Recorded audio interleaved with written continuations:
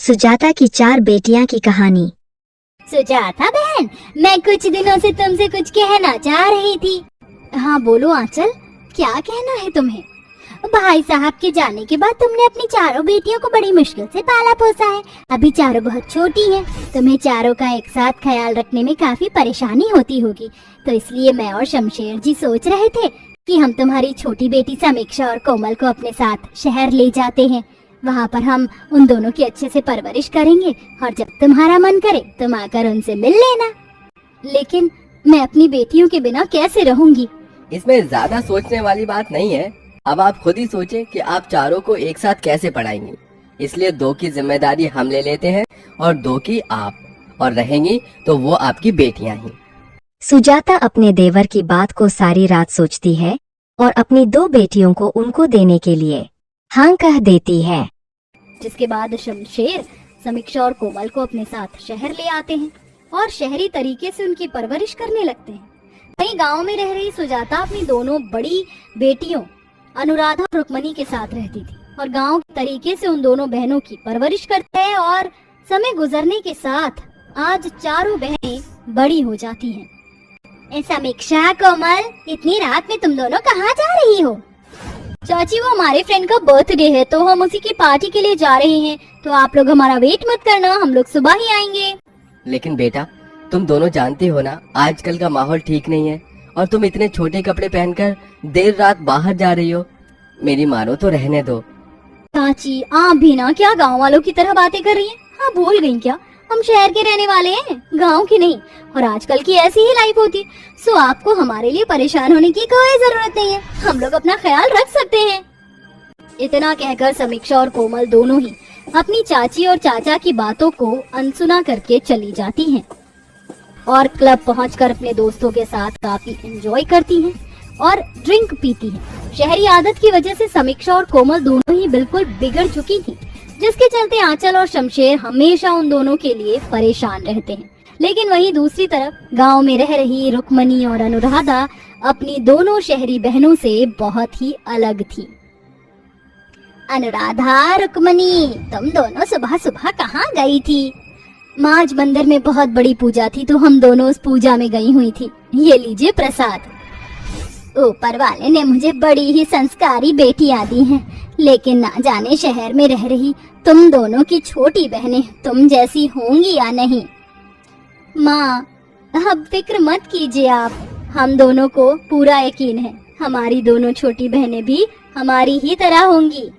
जहाँ आंचल और रुक्मणी घर के सारे काम संभालती, वहीं समीक्षा और कोमल पूरा दिन सिर्फ पार्टी, शॉपिंग, घूमने फिरने में ही लगी रहती।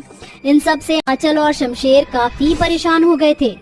आंचल, मुझे लगता है कि हमने कोमल और समीक्षा को शहर लाकर गलती कर दी है।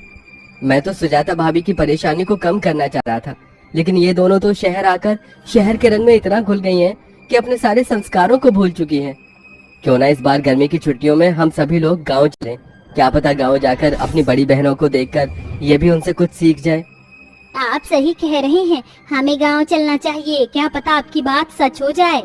जिसके बाद आंचल और शमशेर गांव जाने की तैयारियों में लग जाते हैं और कुछ दिन आंचल और शमशेर गांव के लिए निकल जाते हैं। शी, चाचा चाची, ये आप हमें कहाँ ले आए हैं? यहाँ कितनी बदबू है, प्लीज यहाँ से चलिए। समीक्षा, ये तुम कैसी बातें कर रही हो? ये जिस जगह तुम्हारा जन्म हुआ है उसी जगह को तुम छी कह रही हो? समीक्षा और कोमल को अपना गांव बिल्कुल पसंद नहीं आता, लेकिन शमशेर उनकी एक नहीं सुनता और उन्हें घर ले जाता है। ये कैसी जगह है, ना तो यहाँ लाइट है, ना फैन है और ना ही नेटवर्क। हम बिना इन चीजों के यहाँ कैसे रहेंगे? तुम दोनों इतनी गर्मी में इस गांव में कैसे रह लेती हो? मैं तो यहाँ किसी कीमत में भी ना रहूं।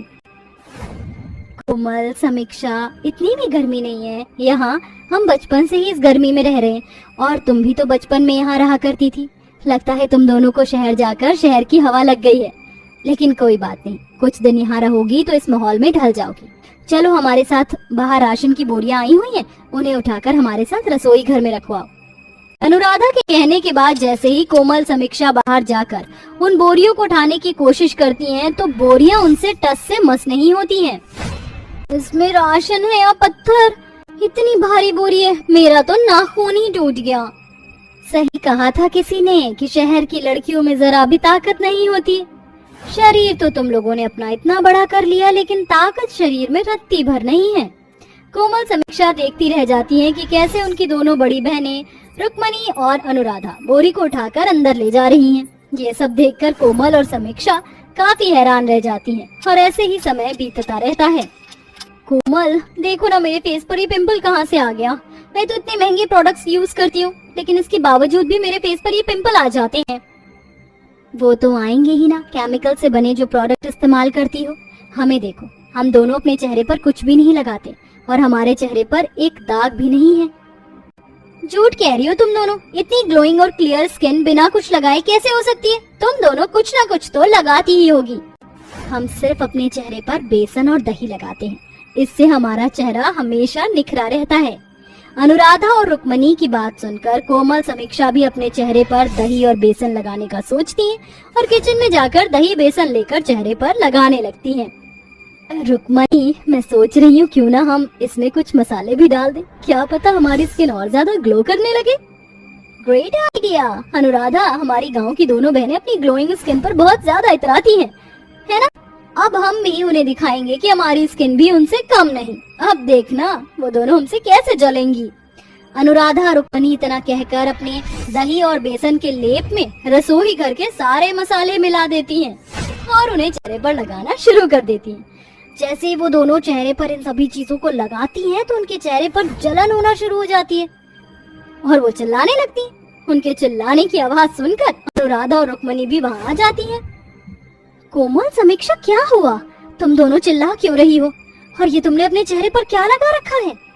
तुम दोनों ने कहा था ना कि दही और बेसन लगाने से चेहरा निखर जाता है, तो इसलिए हम भी दही और बेसन लगा रहे थे। लेकिन हमने सोचा कि अगर हम इसमें और मसाले ऐड कर देंगे तो हमारा चेहरा और निखर जाएगा, लेकिन इन मसालों की वजह से तो हमारे चेहरे पर जलन हो रही है। अरे बेवकूफ लड़कियों, वो मसाले सब्जी में डालने के हैं, ना कि चेहरे पर लगाने के लिए। लेकिन अब हम क्या करें, हमारे चेहरे पर बहुत जलन हो रही है। चलो हमारे साथ। अनुराधा और रुक्मणी अपनी दोनों बहनों को ले जाकर पहले तो उनका मुंह धुलवाती हैं और उसके बाद उनके चेहरे पर बर्फ और दही लगाते हैं, जिससे उनकी जलन कम होती है। मसाले की वजह से दोनों बहनों के चेहरे पर लाल लाल धब्बे पड़ जाते हैं, जिनको हटाने के लिए रुक्मणी और अनुराधा देसी नुस्खे से उनके चेहरे पर एक लेप बनाकर लगाती हैं और कुछ ही दिनों में उनके सारे दाग धब्बे हट जाते हैं। अपनी बहनों को अपने लिए इतना करता देख समीक्षा और कोमल को अपनी गलती का एहसास होता है, जिसके बाद वो दोनों अपनी बहनों से माफी मांगती हैं। दीदी, हमें माफ कर दो। शहरी घमंड की वजह से हम दोनों ने हमेशा आपका मजाक उड़ाया। हमने अपनी बेवकूफी से अपना चेहरा खराब कर लिया था, लेकिन आज आपकी समझदारी की वजह से ही हम दोनों का चेहरा पहले की तरह हो पाया है। अपनी दोनों बहनों को अपनी अपनी गलतियों का एहसास होता देख अनुराधा और रुक्मणी उन दोनों को माफ कर देती हैं और उन्हें गले से लगा लेती हैं, जिसके बाद अब चारों बहनें एक साथ खुशी खुशी रहती हैं।